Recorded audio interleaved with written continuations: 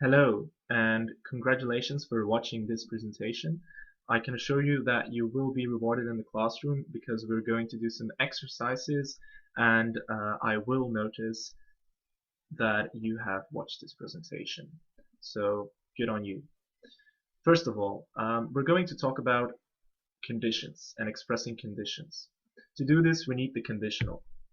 So the conditional, what is this? The conditional is used to express a condition, and a condition is something that has to happen in order for something else to happen.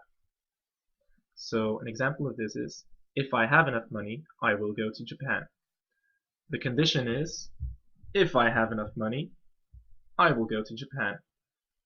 Now notice that you always need a main clause, I will go to Japan in this case, and a conditional clause to make a conditional. The order of the conditional clause and the main clause is different in some sentences, so it's possible to turn it around. You can say, if I have enough money, I will go to Japan. And you can also say, I will go to Japan if I have enough money. Notice that you don't need a comma if the main clause comes first. You can also hear this in the pronunciation sometimes. Usually when you say, I will go to Japan if I have enough money, you don't leave a pause between Japan and if. In the other sentence, if I have enough money, I will go to Japan. You usually leave a pause.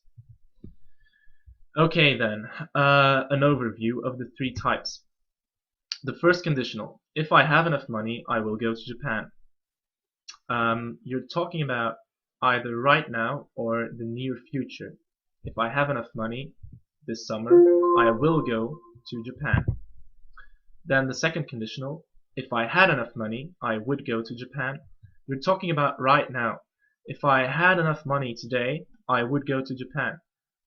But it means that you don't have enough money and you're not going to Japan.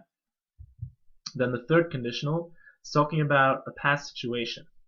If I had had enough money, I would have gone to Japan.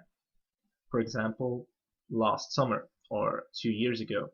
But I didn't have enough money, so I didn't go to Japan. Then, forming these conditionals. First of all, you need a conditional clause and you need a main clause. The order can differ, as I said before.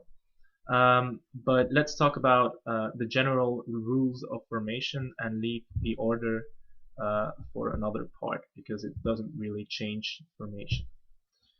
First, you need the if word, of course, in your conditional clause, and then you need a present tense. So, for example, if you help me with the dishes. This is a conditional clause, and you have the if word and you have the present tense. Then the main clause, you need will plus infinitive, or you need a present tense, or you need an imperative. So in the first clause, in the first sentence, you get an example of will plus infinitive. So if you help me with the dishes, present tense, I will help you, will plus infinitive, to help you with your homework. In the second sentence, you get a present tense twice. If the sum of the digits of a number is divisible by 3, the number is divisible by 3. So twice the present tense. Then in the third possibility, C, you get an imperative in your main clause. If you see Mr. Fox tonight, your conditional clause with your present tense, tell him I am ill. That's an order. You tell him I am ill. So an imperative. Then the second conditional, you use if to start the conditional, and you use a past tense. If I knew, for example.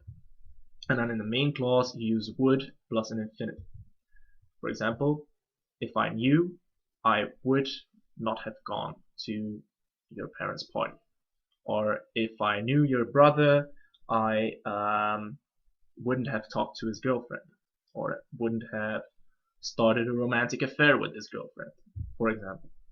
Then the third sentence, or the third conditional, you use the if word to start the conditional clause, you use a past perfect tense, and then you use would have plus a past participle. For example, if I had had 50 million, I would have gone to see the light show that was so expensive. So if I had seen your sister, I would have talked to her, for example. So talked is your past participle. Ignore the first sentence because that was a weird one. Listen to this one again. If I had seen your sister, I would have talked past participle to her. Okay. Notice that we do not normally use will or would in the conditional clause. This is a common mistake.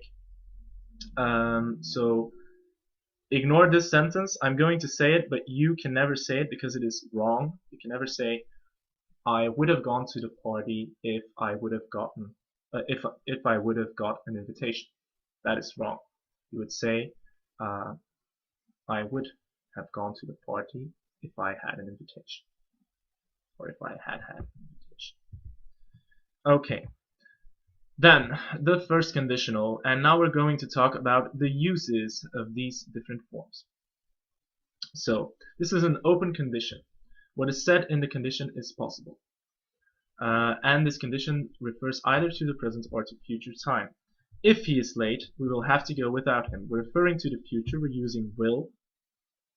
So if he is late, for example, it's 7 o'clock and he has to be here at 7:30 because we have to be at a party at 8 o'clock, then if he's not there at 7:30, we will have to go without him in an hour. Okay?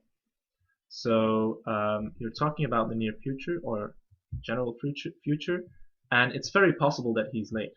Second sentence, if my mother knows about this, we're in serious trouble right now. Okay. Notice that it is possible to use when in the first conditional. It's possible to say, for example, when I come home, I will have the beer. And you're at your job and you're sure to go home. Then you can use a first conditional and you can use when. When is only used when it is absolutely or almost certain that it is going to happen. And it happens rather often. Okay. For example, his car has broken down 1,000,000 times and he's done this 1,000,000 times, but when his car breaks down, he calls his mother. Okay. This is something that happens very commonly. And then if his car breaks down, he's going to call his mother, or he will call his mother. Then it's something he's thought about, but it's not very likely to happen. Okay. Now the second conditional. The second conditional is used to express unreal or improbable situations. Notice that the tense is past, but we're talking about the present. So right now. If I knew her name right now, today, I would tell you. If I were you, I would tell my father, but I'm not you. Notice that it is a very common thing in languages to use the past to express uncertainty. For example, in the English language, when you ask someone a question, you could say something like, could you bring me a cup of tea? Then you're referring to the past, but actually you want them to bring that cup of tea right now. You're referring to the past because you want to make it uncertain, because it's more polite if you make it uncertain. Then it's not such a straightforward order that you're giving someone. Okay, compare these two sentences. If I become president, I will change the social security system. This is a first conditional because you're using a present tense in the first part in the conditional. This means that it is very probable that you will become a president. So it's said by a presidential candidate, for example. Then, if I became president, I would change the social security system. This is very improbable. Past tense is used, and this is a second conditional. I would change the social security system. Okay, notice that here will is used to refer to the future, and here would is used also to refer to the future, but to refer to the future with great uncertainty.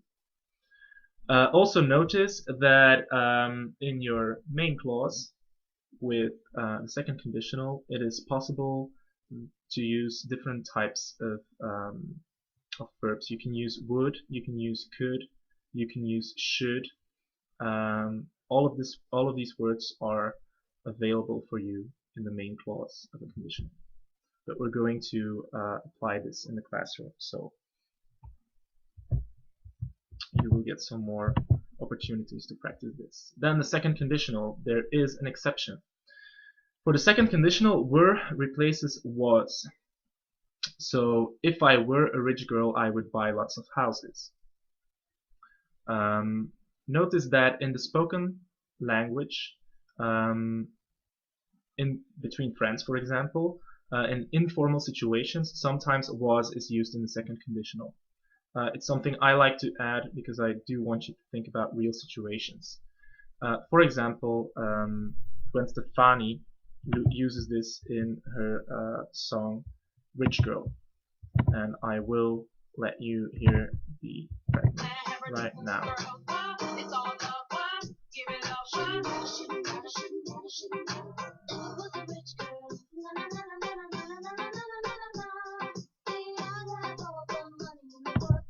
She says, if I was a rich girl, I would have all the money in the world.